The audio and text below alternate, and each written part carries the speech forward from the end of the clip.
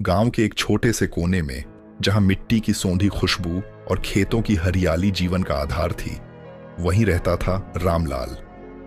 वह एक मेहनती किसान था जिसकी पूरी जिंदगी खेतों और फसलों के बीच ही बीती थी।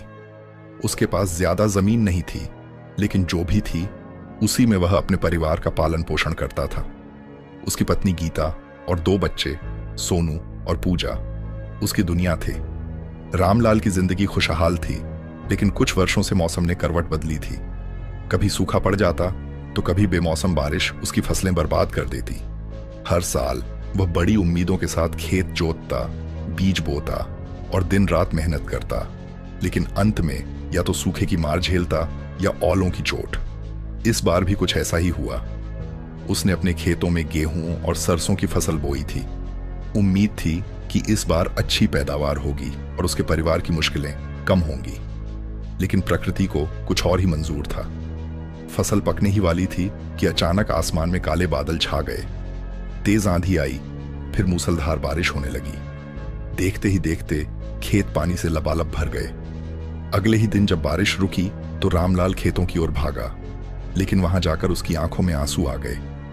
पूरी फसल बर्बाद हो चुकी थी। रामलाल पहले से ही साहूकार से कर्ज लेकर बीज और खाद खरीदता था। फसल बर्बाद होने के बाद अब वह साहूकार के कर्ज को कैसे चुकाएगा? उसकी पत्नी गीता ने उसे ढांढस बंधाया, लेकिन वह खुद अंदर से टूट चुकी थी। बच्चों के खाने के लिए अनाज नहीं था। घर की हालत बदतर हो रही थी। कई दिनों तक रामलाल गांव के मुखिया और सरकारी अधिकारियों के पास मदद की गुहार लगाता रहा, लेकिन सरकारी योजनाएं केवल कागजों में थीं। उसे कोई राहत नहीं मिली। गांव के साहूकार ने कर्ज चुकाने के लिए उस पर दबाव बनाना शुरू कर दिया। रामलाल दिन रात इस चिंता में डूबा रहता कि अब आगे क्या होगा। एक दिन साहूकार उसके घर आया और कर्ज चुकाने के लिए जमीन बेचने का दबाव डालने लगा। रामलाल के पास कोई रास्ता नहीं बचा था। उस रात वह अकेले ही अपने खेतों में गया, जहां कभी उसकी मेहनत लहलहाती थी। वह मिट्टी को हाथ में लेकर रो पड़ा। उसकी आंखों में अंधेरा छा गया। उसे कुछ समझ नहीं आया कि वह क्या करे। समाज, सरकार और प्रकृति, सबने उसे धोखा दिया था। सुबह जब गांव वालों ने रामलाल को खेत में पड़ा देखा तो हाहाकार मच गया।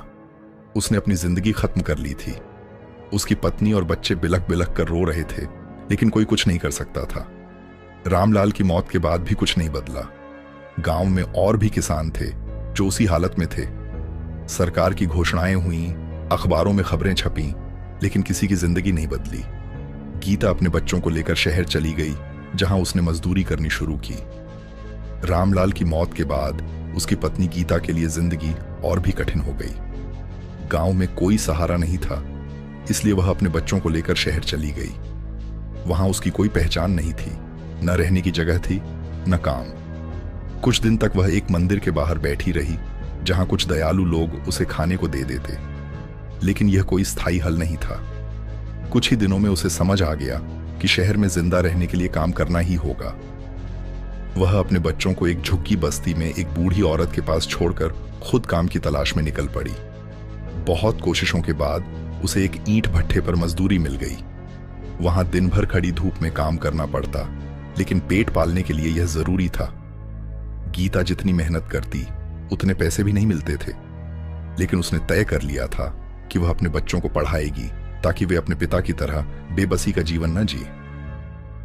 सोनू और पूजा के लिए यह नया जीवन बहुत कठिन था। गांव में वे खुले आसमान के नीचे खेलते थे, लेकिन यहां झुग्गी की तंग गलियों में उनकी मासूमियत खो गई थी।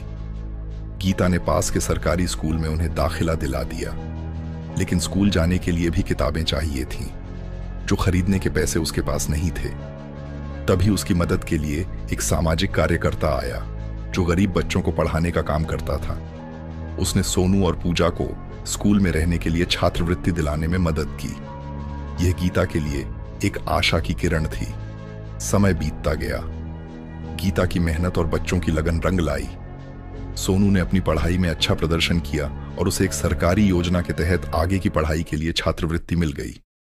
पूजा भी पढ़ने में होशियार थी और एक अच्छे स्कूल में दाखिला पा गई, लेकिन गीता का संघर्ष खत्म नहीं हुआ था। शहर में मजदूरी करना आसान नहीं था। एक दिन भट्ठे के मालिक ने बिना किसी कारण उसके पैसे काट लिए। जब गीता ने विरोध किया तो उसे काम से निकाल दिया गया। अब उसके पास कोई और चारा नहीं था। इसी बीच सोनू ने कॉलेज में दाखिला ले लिया था। वह पढ़ाई के साथ साथ एक दुकान पर काम करने लगा ताकि मां की मदद कर सके। धीरे धीरे उनके हालात बेहतर होने लगे। सोनू ने मेहनत से पढ़ाई की और इंजीनियर बन गया। उसकी पहली कमाई का दिन गीता के लिए सबसे खुशी का दिन था। सोनू की सफलता ने पूजा को भी प्रेरित किया। उसने भी पढ़ाई जारी रखी और एक शिक्षिका बन गई।